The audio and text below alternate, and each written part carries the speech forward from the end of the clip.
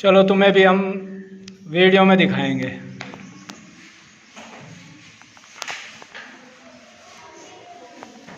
दो चार मूल मंत्र तुम्हें दे रहे हैं। तो पढ़ने के लिए सबसे ज़्यादा अनिवार्य है, विद्यार्थी के 5 लक्षण होते हैं, उन 5 लक्षणों को अपने अंदर धारण करना।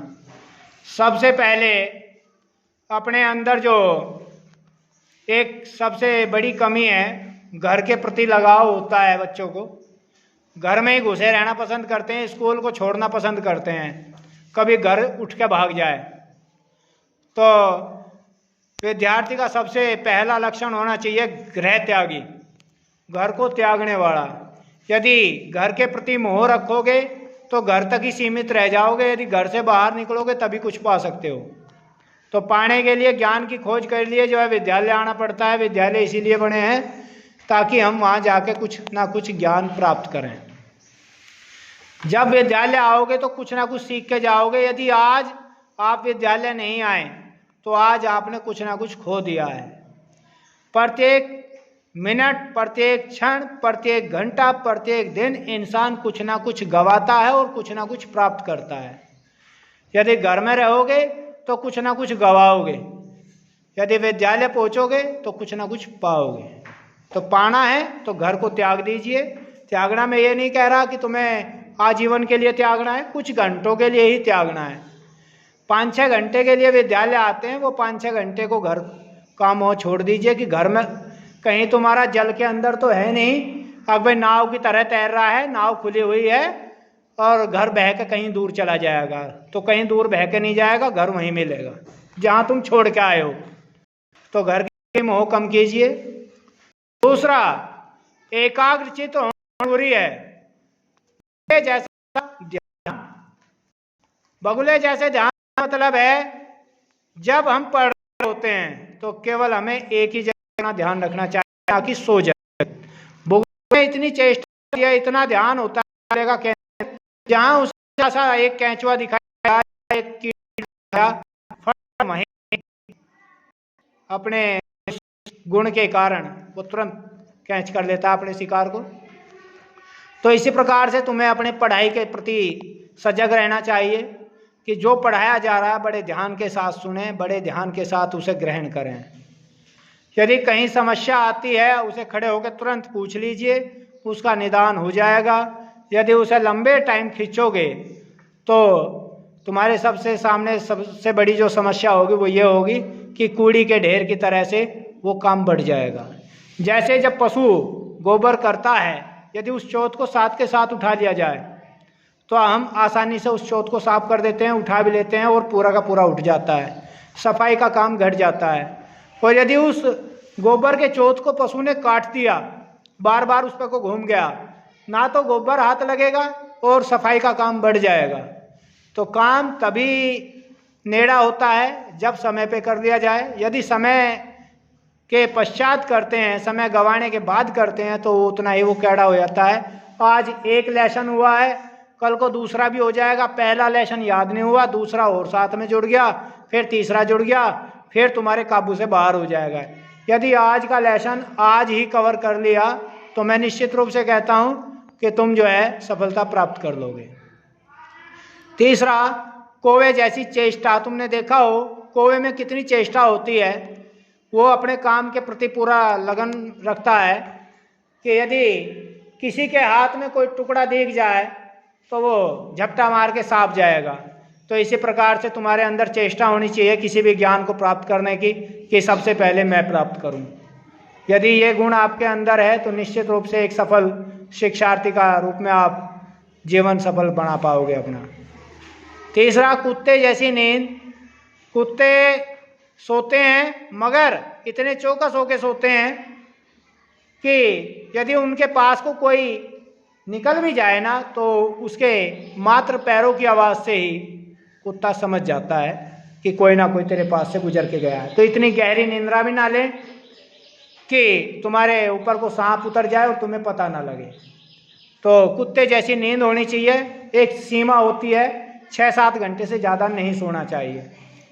दिन में भी सो रहे हैं, रात को भी सो रहे हैं, पूर्ति नहीं हो रही है, लेट उठ रहे हैं, और लेट सो रहे हैं, इस गंदी आदत को छोड़ें, जल्दी सोएं और जल्दी उठें। स्वस्थ जीवन होगा, अच्छा जीवन होगा। तो नींद 5-6 घंटे 7 घंटे से ऊपर ना लें। उतनी नींद लें जितने से अपनी पढ़ाई पर कोई फर्क ना पड़े। अल्पाहारी, खाएं उतना जितना एनर्जी तुम्हारे शरीर को मिले उचित। इतना भी ना खाएं कि खा के पड़े रहें, आलस्य आ जाए, या इतना खा लिया कि पेट को पकड़ के बैठ गए, अब उठना नहीं है, अब नु का भोजन हिल जाएगा। इतना भी ना खाएं। थोड़ा भोजन खाओगे, लिमिट का खाओगे तो स्वस्थ रहोगे। ज़्यादा भोजन खाते हैं पशु, इंसान की एक लिमिट होती है, लिमिट के बाहर ना खाएं। उचित भोजन खाओगे, संतुलित भोजन खाओगे। बाहर की चीज़ें जितने भी हों उनको छोड़ने का प्रयास करें। यदि बाहर की चीज़ें तुम खाओगे तो निश्चित रूप से तुम्हारा पेट खराब होगा, और जब पेट खराब होता है तो मस्तिष्क स्वयं खराब हो जाता है।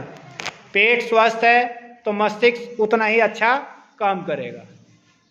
तो अल्पाहारी होना चाहिए, गृह त्यागी होना चाहिए, कोवे जैसी चेष्टा होनी चाहिए, बुगले जैसा ध्यान होना चाहिए, श्वान निंद्रा कुत्ते जैसी नींद होनी चाहिए। यदि ये 5 लक्षण तुम्हारे अंदर हैं तो निश्चित रूप से सफलता तुम्हें मिलनी ही मिलनी है। इससे अलग अच्छे से समझिए, जो बच्चा कक्षा में खड़ा होकर पूछने में शर्माएगा वो निश्चित रूप से पिछड़ेगा। यदि कोई चीज़ तुम्हारी समझ में नहीं आ रही है तो खड़े होकर तुरंत पूछ लीजिए, उससे तुम्हें आसानी होगी और अध्यापक भी प्रसन्न रहेंगे तुमसे और तुम अध्यापक से प्रसन्न रहोगे, क्योंकि अध्यापक तुम्हारी समस्या को सुनेंगे और तुरंत निदान करेंगे। अध्यापक को भी अच्छा लगेगा कि बच्चा जो है अपनी पढ़ाई के प्रति रुचि ले रहा है, और अध्यापक जब तुम्हें साथ के साथ पढ़ाएगा तो तुम्हारा भी जो है अध्यापक के प्रति अपना लगाव बढ़ जाएगा। इसलिए साथ के साथ खड़े होकर पूछें। यदि कोई चीज़ समझ में नहीं आती है तो दोनों के लिए ही फायदा रहेगा, अध्यापक के लिए भी और तुम्हारे लिए भी। आलस्य त्याग दीजिए। जितना ज़्यादा से ज़्यादा समय पढ़ाई में दोगे उतना ही अच्छा बनोगे। जितना समय गंवाते जाओगे उतने ही पिछड़ते जाओगे। यदि सफल होना है, सफल जीवन जीना है तो ज़्यादा से ज़्यादा स्कूल आना है और समय से अपनी पढ़ाई को करना है। जो होमवर्क दिया जाए समय से उसको करना है, जो याद करने के लिए दिया जाए उसको याद करना है। बिना वजह की खरंजे नहीं गाने हैं।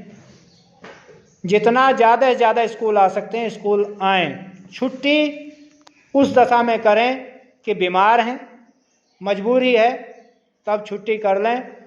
उसको भी टीचर को बताएं कि मैं आज मैं सर इसलिए नहीं आ पा रहा हूँ, मेरे सामने ये समस्या है, ताकि अध्यापक की नज़रों में भी रहे कि बच्चा वास्तव में रुका है। और माँ बाप को भी पता रहना चाहिए कि बच्चा वास्तव में हमारे द्वारा रोकने पर या किसी समस्या के कारण रुका है।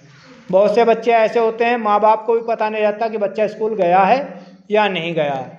ये गार्जियंस की बहुत बड़ी गलती है कि वो अपने बच्चे का ध्यान नहीं रखते। गार्जियनों को भी ध्यान देना चाहिए। सबसे पहले जब तुम्हें इतना समझाया जाता है तो तुम्हें गार्जियनों की पूर्ति भी अध्यापकों द्वारा ज़्यादातर की जाती है, तो तुम्हें खुद सजग हो जाना चाहिए। ये जरूरी ना है कि हर किसी का माँ बाप ज्ञानी हो। यदि माँ बाप सभी ज्ञानी होते तो फिर स्कूलों की आवश्यकता ना पड़ती। मगर जो ज्ञान दे रहा है वो गुरु है, और गुरु जो है ज्ञानी होता है। गुरु की बातों पर अमल करें जितना भी ज़्यादा से ज़्यादा हो सके। जो बच्चा गुरु के आज्ञा को मानता है, बड़ों की आज्ञाओं को मानता है, वो निश्चित रूप से सफलताओं का स्वामी बनकर रहता है। उसके लिए नौकरियों की कमी नहीं है। नौकरी केवल उसी के हाथ से छूटती हैं जो बच्चा समय से पढ़ाई नहीं करता, जो अपने से बड़ों का आदर नहीं करता, वो पिछड़ता ही पिछड़ता है। इसी के साथ हम अपनी वाणी को विराम देते हैं। सफलता यदि प्राप्त करनी है तो इन बातों पर अमल करें और औरों को भी समझाएं, जो थारे साथी अपने घरों में आनंद ले रहे हैं।